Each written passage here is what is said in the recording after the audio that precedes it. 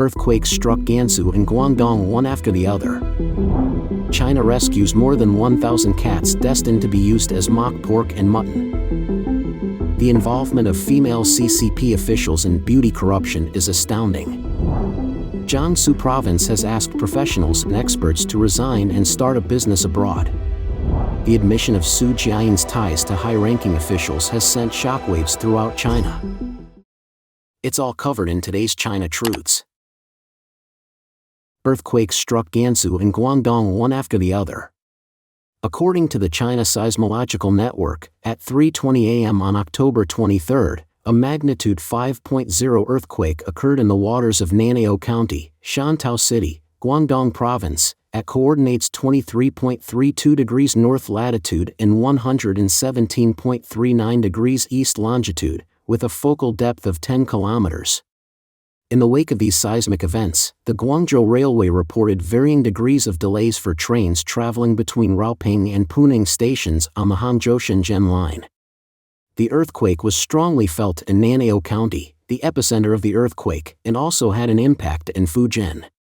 Residents shared their experiences on social media, with some noting how the tremors disrupted their sleep in Chaonan District, Xiamen, and Zhangzhou. The earthquake initially gained attention on mainland social platforms before being officially reported by the China Seismological Network on Weibo. However, concerns surfaced among netizens in Fujian, questioning the delay in earthquake updates on the Seismological Network's Weibo. Expressing their discontent, one user wrote, "The tremors were undeniable in Fujian, yet there was no response from the Seismological Network." Investigating the matter, an Epoch Times reporter discovered that the China Earthquake Network's official Weibo account didn't release news of the earthquake until 3:36 a.m. on the 23rd, a delay of nearly 20 minutes. Mocking comments from other netizens followed, highlighting the sluggish response time and suggesting generational shifts in handling such crises. Before the Shantou earthquake, a separate seismic event occurred at 11:14 p.m. on October 22, registering at a magnitude of 4.7 in Subei County, Jiangsu City, Gansu Province, with a focal depth of 10 kilometers. Notably, earthquakes striking Jiangsu, Gansu, and Shantou, Guangdong, simultaneously, despite their considerable geographical distance, left many netizens puzzled. Some expressed their surprise at the rare occurrence of earthquakes in Guangdong, musing on the unusual frequency of seismic activity this year. Amid these discussions, historical beliefs associating earthquakes with political instability resurfaced. Dong Zhongshu, a prominent Confucian scholar during the Western Han Dynasty, introduced the concept of harmony between heaven and man. This theory posited that fluctuations in natural disasters were connected to the missteps of political leaders. It suggested that distinct types of natural calamities symbolized specific issues and required different corrective actions. Dong Zhongshu specifically highlighted that earthquakes signified a lack of confidence among those in authority and indicated political instability. To address this, he recommended that rulers engage in introspection and avoid distant pursuits, focusing on reassuring the populace. The solution, according to him, involved promoting virtuous and ethical behavior while curbing actions that disturbed the public. China rescues more than 1,000 cats destined to be used as mock pork and mutton. If someone eats mutton kebabs in China, he or she may end up eating cat meat. According to the paper, police in Zhangjiagang city of Jiangsu Province seized a truck carrying more than 1,000 cats on October 12.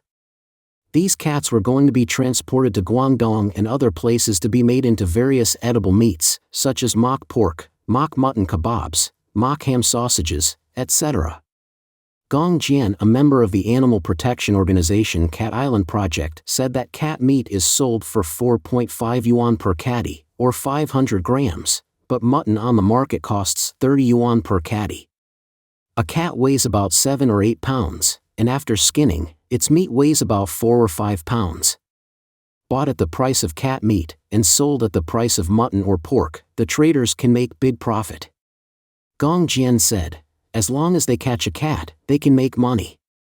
Gong Jian pointed out that the cats in the cages of the arrested cat cart were of all kinds, including many breeds of cats whose scientific names could be heard. The coat color and body shape were perfect. At first glance, they were pet cats that were loved by their owners. Han Jili, who participated in the rescue operation, said that she was able to seize the cat truck because of her experience and some luck. She said, "I am very familiar with cat trucks.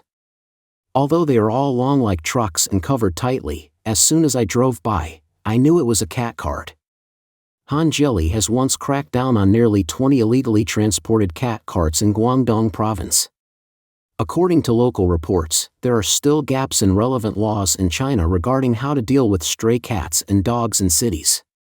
After many cat carts are arrested, subsequent resettlement becomes a big problem.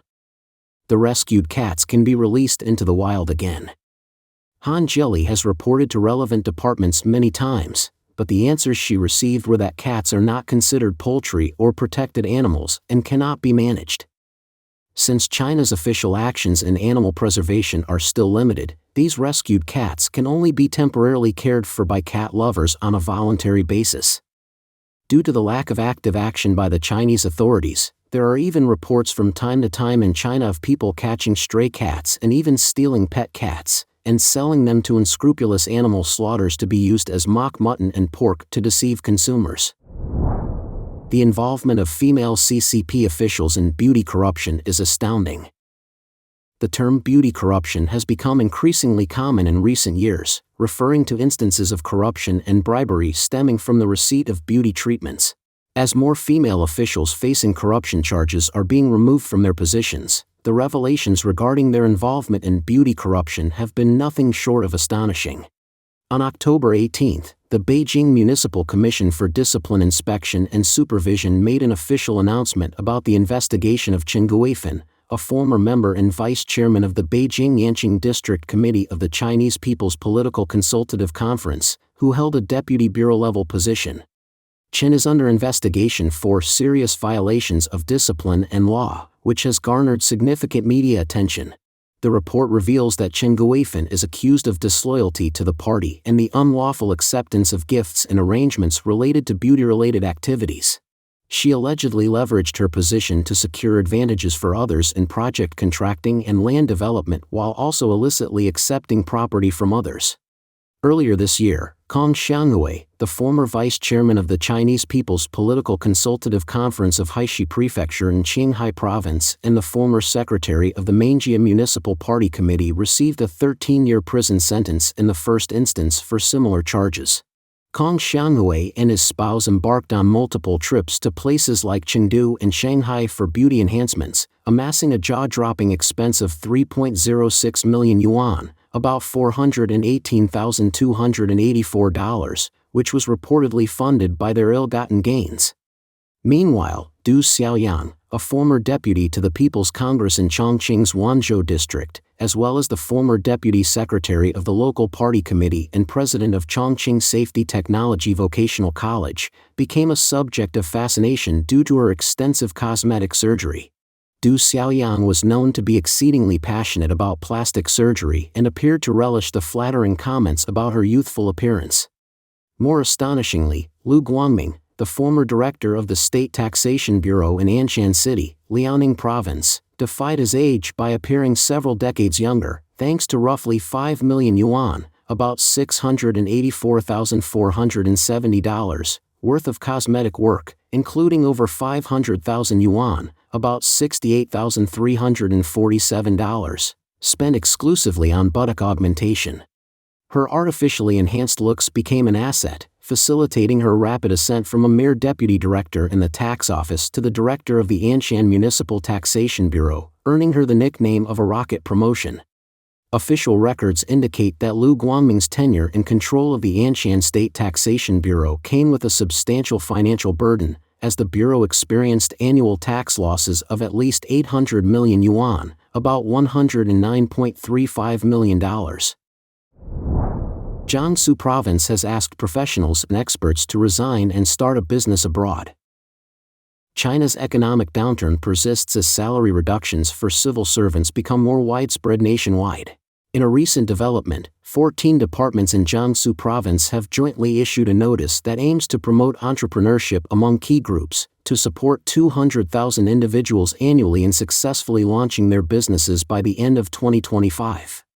According to the notice, professionals and technical experts in public institutions are required to maintain their employment ties for 3 years after leaving their positions to embark on entrepreneurial ventures.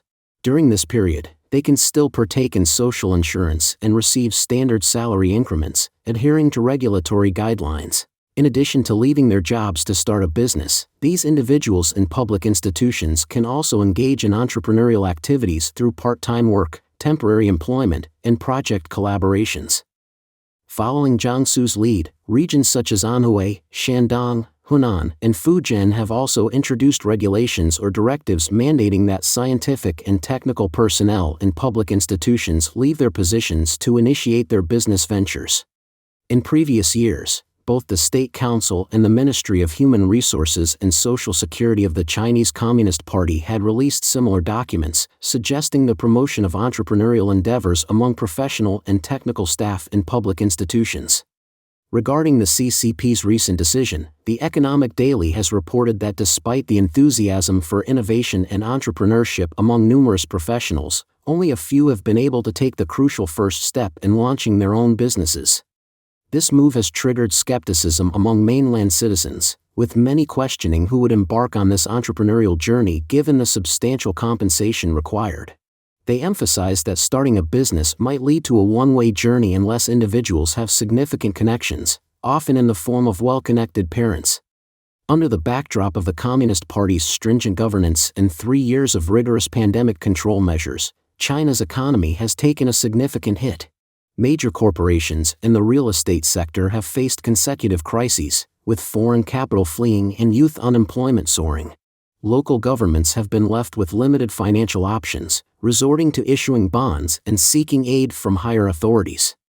The Chinese Communist authorities have been consistently urging governments at all levels to adopt stringent fiscal measures and prepare for an extended period of economic frugality.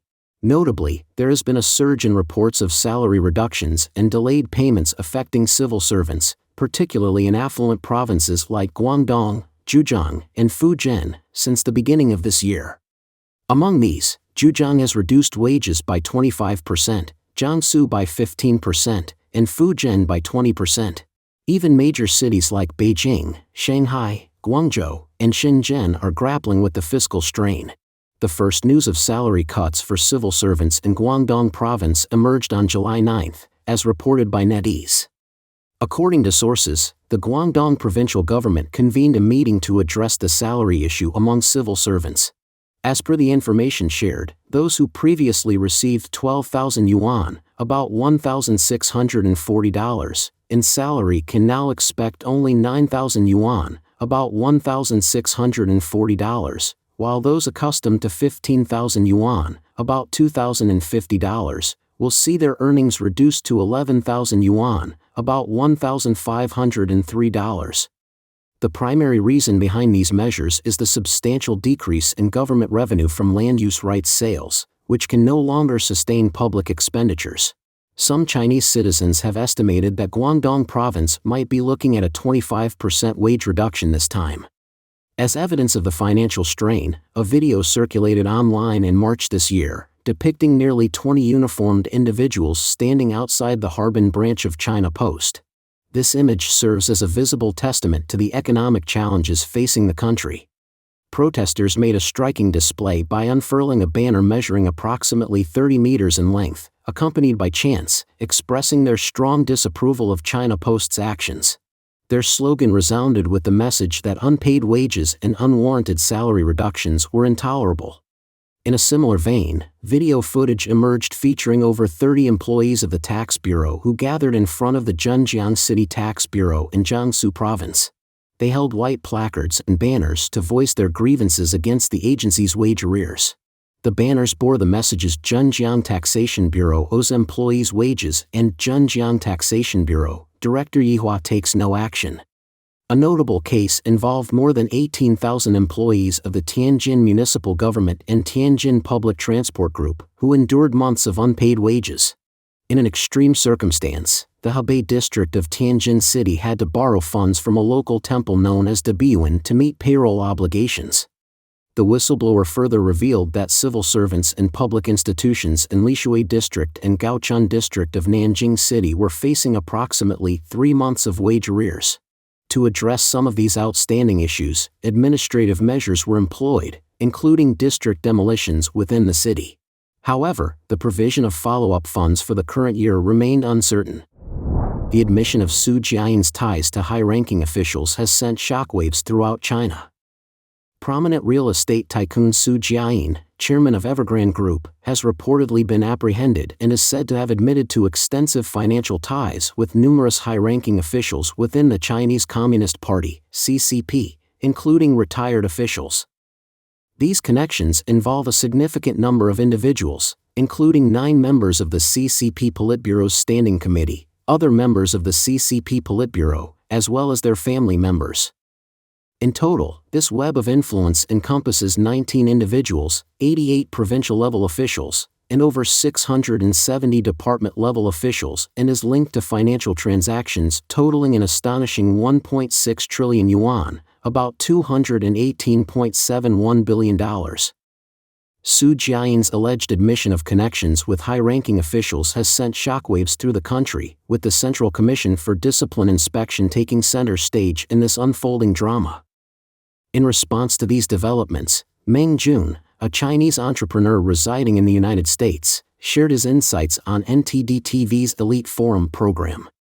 Jun opined that expanding a company in China typically involves establishing connections with relevant governmental departments and leaders. In the case of Xu Jiayin, whose debt reportedly amounts to a staggering 2.4 trillion yuan, about $328.07 billion, this rapid and seemingly unchecked expansion implies significant support from numerous government bodies and officials. The sheer magnitude of Xu Jiayin's revelation raises the question, can any high-ranking Communist Party official in this realm claim to be without involvement in such financial dealings? The prevailing assumption is that they are not exempt from scrutiny. The revelations have sent ripples of anxiety through officials at national, deputy national, provincial, and ministerial levels. Many of them are left to wonder whether they are the ones being referred to or if they might find themselves in the crosshairs. In essence, it serves as a warning: exercise caution, as I possess evidence that could implicate you.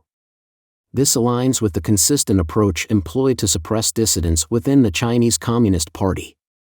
Despite attributing statements to Xu Jiayin, the underlying intention is to leverage these disclosures to intimidate and unsettle those in positions of power. Shi Shan, a prominent figure as senior editor-in-chief writer at the Epoch Times, shared a noteworthy perspective during the Elite Forum. He pointed out a fundamental characteristic of China's market economy, particularly its socialist market economy, the necessity of establishing connections with sources of power. In simpler terms, this often involves a form of collaboration or even collusion. For small-scale businesses, it may mean establishing relationships and cooperating with local authorities like the Industrial and Commercial Bureau and the police station. However, when a business grows to the scale of a figure like Xu Jiayin, it is only natural that connections with high-ranking officials become essential. Shi Shan raised a concerning perspective about Evergrande, which has now become a significant focal point and potential leverage. The company's vast reach and numerous connections with provinces, cities, and officials across China make it a valuable asset for exerting influence. This means that anyone who finds themselves entangled with Evergrande may feel a sense of unease, given its potential to be utilized as a tool for manipulation. The implications of such a scenario are undeniably worrisome. Don't forget to leave a comment in the section below to share your opinions on today's topic with us. Make sure to like and subscribe to see more interesting topics from China Truths.